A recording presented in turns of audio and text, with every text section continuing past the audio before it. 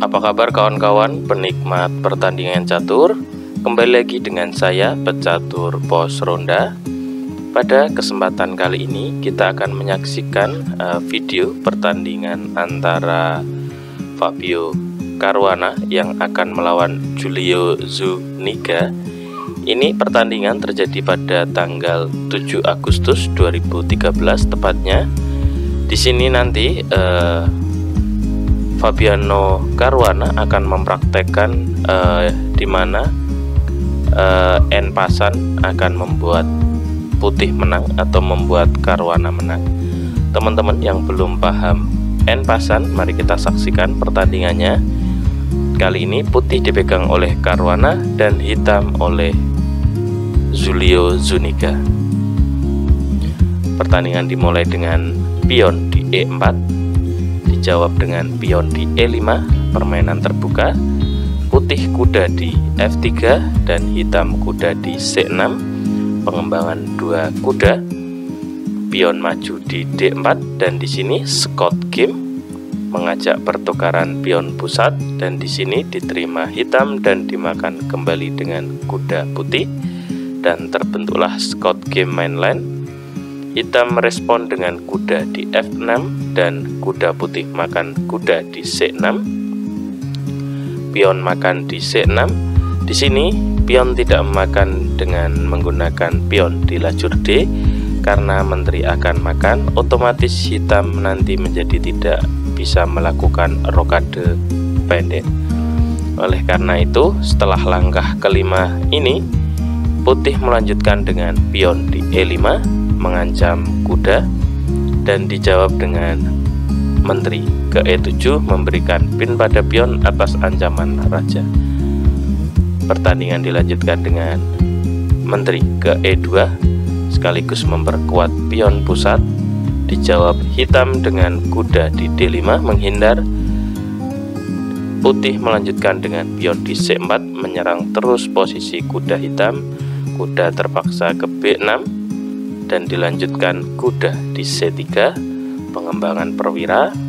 Hitam majukan menterinya ke E6 dengan tujuan untuk membuka lajur gajah sekaligus bisa memberikan pin pada kuda putih.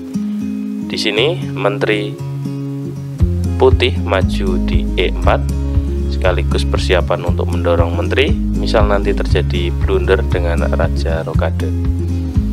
Pertandingan dilanjutkan dengan gajah ke B4 memberikan pin pada kuda, dijawab dengan gajah ke D2 menutup pin pada kuda, dijawab hitam dengan gajah fianchetto di B7.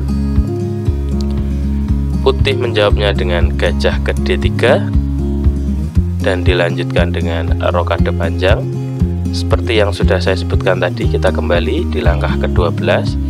Jika di sini hitam melakukan rokade, maka ini adalah blunder karena setelah langkah rokade ke-12 maka akan terjadi skakmat di langkah ke-13.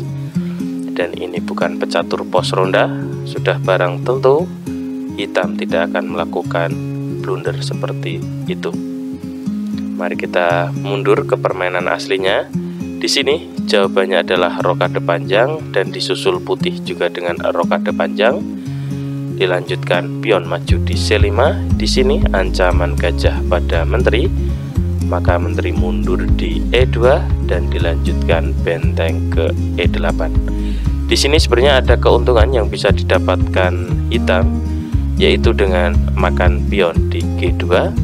Karena apa? Jawaban putih biasanya yaitu dengan benteng mengancam gajah, maka simbol saja gajah mundur dan tujuannya adalah untuk mendapatkan pionnya yang sudah hilang di petak G2 dengan mendapatkan pion di G7. Jika ini adalah jawaban hitam, coba saja langsung makan kuda dengan gajah. Jika ini dimakan dengan gajah putih, maka ini adalah jebakan hitam berhasil karena setelah langkah ke-17 menteri akan melakukan skak dan di sini benteng akan tumbang.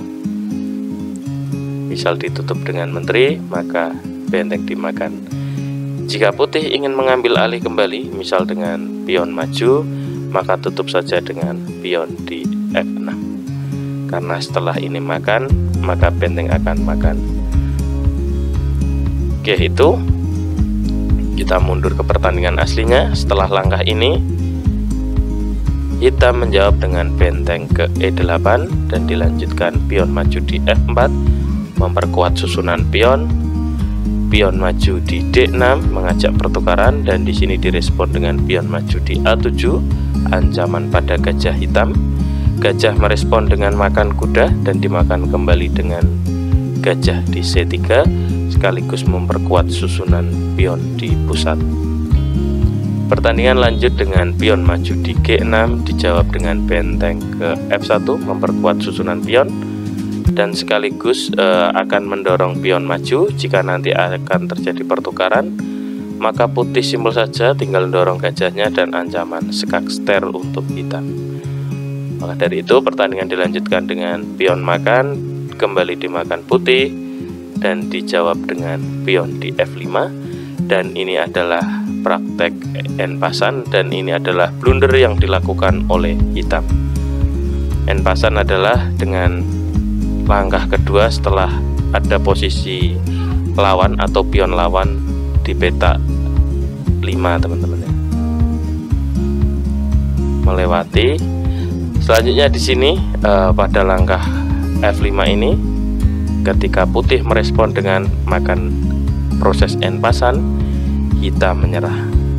Karena apa? Jika dilanjutkan pertandingan, misal menteri makan menteri di E2 dan dimakan kembali dengan gajah, dan di sini gajah dimakan benteng di E2, putih makan benteng, dan setelah raja makan benteng, putih dorong pion, dan ini bisa jadi perwira. Jika benteng mengulur waktu misal maju, ini adalah langkah sia-sia karena akan dimakan dengan gajah. Selanjutnya setelah itu misal raja mendekat, jadilah menjadi menteri dan pastikan putih akan menang. Misal di langkah ke 21 pilihannya adalah tidak makan gajah melainkan dengan benteng ke F8 menutup kemungkinan pion jadi, maka di sini dilanjutkan dengan gajah ke G4 ancaman pada raja skak. Raja menghindar maka benteng makan, dan setelah benteng makan dimakan kembali, dilanjutkan dengan pion maju di F7.